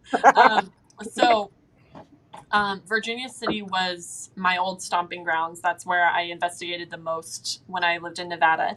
And I went to the Washoe Club to investigate a couple times. And there's so much there, which, by the way, there is no demon in the Washoe Club. It's actually just a gargoyle. But it's very commonly assumed to be a demon because it looks like one and it growls because it's protective. Anyways, there are a lot of spirits there. And there was one time that we went to investigate there and I was really excited because I was like, okay, I'm starting to see more things again because I was just opening up my abilities again from having them kind of ignored as a teenager. And so I was seeing all these spirits walk around, and the museum was where we had all of our stuff because we were going to stay overnight, and the front half of the building was still open, like the bar and things like that. So people were still, having drinks and talking and stuff like that. But then there's a doorway where that little staircase goes, right next to the men's bathroom, where there's those two doorways and then the museum part. So I was in the museum part, and in the museum, there's a doorway that, okay, sorry. This is my everyday. So there's a doorway that goes to a staircase that goes up the outside of the building to the upper floors. And that's a really heavy door. It's a really heavy door, and it gets stuck and jammed a lot. So you really have to pull it closed, like with all of your strength, all of my strength, because I'm tiny. Like, this is it, kids. So I have to pull all of my strength to close it. And the group was like, hey, we're going to go upstairs. Does anybody volunteer to watch the stuff downstairs? And I was like, it's me. That's going to be me. And they were like, okay. So I was down there all alone physically. And I was seeing all these spirits walk around. And I was like, okay. So I saw this little piece of paper on the table. It was like this little straw wrapper. And I said, if there are any spirits here, can you move this piece of paper? And I was like, just like waiting, and I just looked up, and they were all like, No, move it yourself, girl. And so I was like, okay, you know what? That was actually really rude of me. I was like, I'm so sorry. And they, like, the group had closed the door. It was like the middle of winter. They closed the door before they went upstairs, like really slammed it closed. And I was like, I'm so sorry, guys. Like, I didn't mean to be rude. I know that I'm in your space right now, and it's so rude of me to just go in and be like, move something, do this, do that. Like, that's really rude of me, and I promise to be more respectful. The only reason why I ask is because I can see you. Like, I can see you, and I feel crazy. Like, I feel like a crazy person. And I was just wanting confirmation physically that what I'm seeing isn't in my head. And so if you want to move this piece of paper, that's awesome. And I would really appreciate that. But you don't have to, because I don't want to ask you to do anything for me.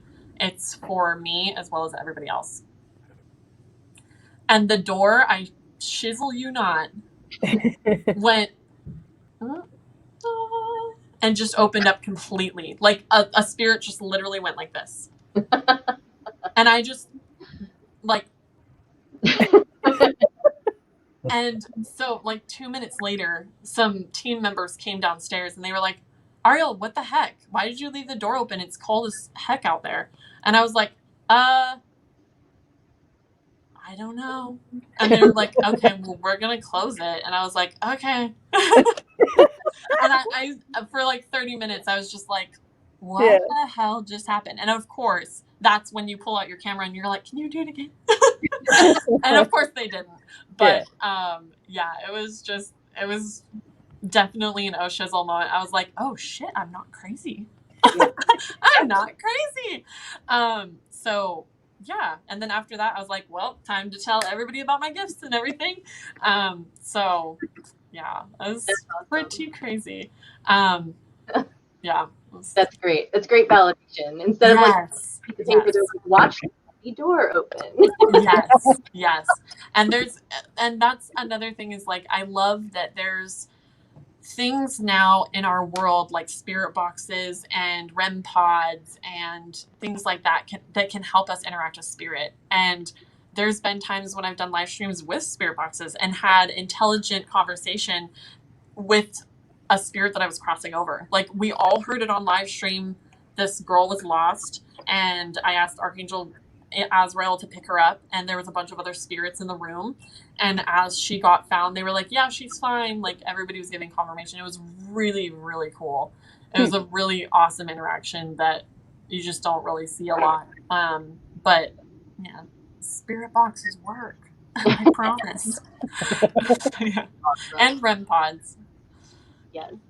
So thank you so much. Of course. It was a great time. I'm sorry I talked so much, but I we loved love your questions. It was great, and we should definitely do it again.